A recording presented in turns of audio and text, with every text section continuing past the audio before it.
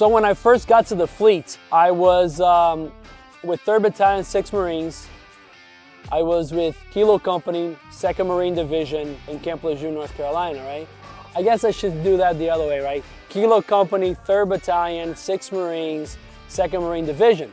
But in reality, 3-6 had been assigned at that time to the 4th Marine Expeditionary Brigade, 4th MAB, Anti-Terrorism Battalion, AT.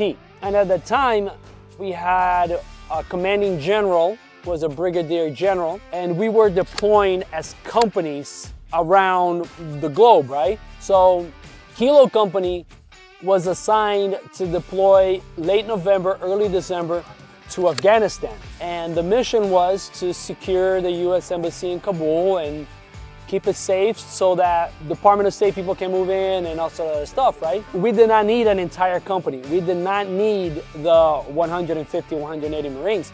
So it was going to be a select few. And I volunteered.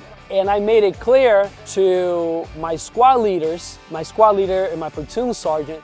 My squad leader was a Lance Corporal. He was a senior Lance Corporal. And then my platoon sergeant was in fact a corporal. So I made it clear to them that I really wanted to deploy. And I would do anything, that I needed to do, make sure that I was a good Marine, that I got good PFT scores, that I was a go-getter, right? Not like boot camp. Boot camp, I flew under the radar. By the time I got to the fleet, I wanted to stand out. And they kept saying, hey, who do we want to take? And then they were going into these meetings and my name would always come up. So when it was time to go, my name was on the roster, I got to go. And I remember we left North Carolina. We were bused from Camp Lejeune over to Cherry Point, where the wing was.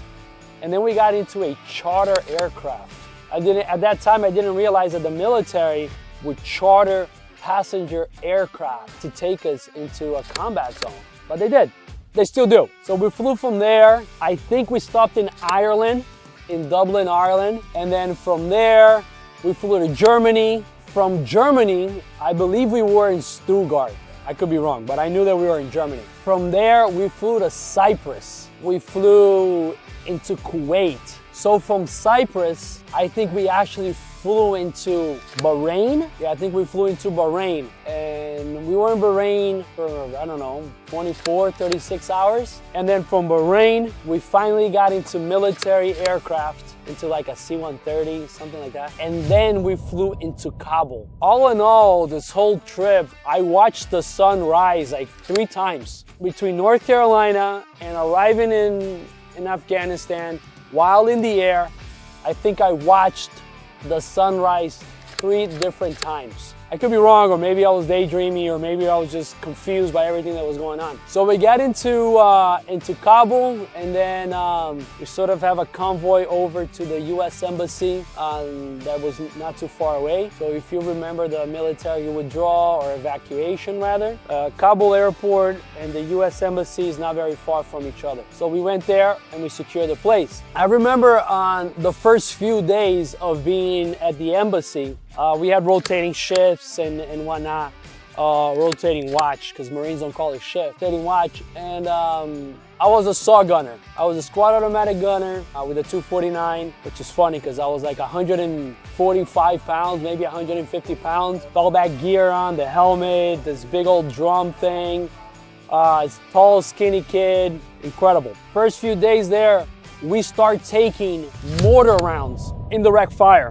Start coming in towards the embassy. I remember clearly while this indirect fire was coming in and I was in the SAW gun looking out the back gate into a neighborhood, looking behind, and I saw the Marines that were sleeping suddenly getting up, they were getting dressed, and they were running out of their sleeping area to go towards other positions to reinforce the positions. And what was very clear to me was the civilians. The civilians were running towards the bunkers. The civilians were running for protection. And the Marines were running towards the walls. In other words, to fight. And that's when it dawned on me. It's like, man, you are here, you are in combat. You're here to protect the American way. And in this case, you're protecting the U.S. Embassy in Kabul, Afghanistan.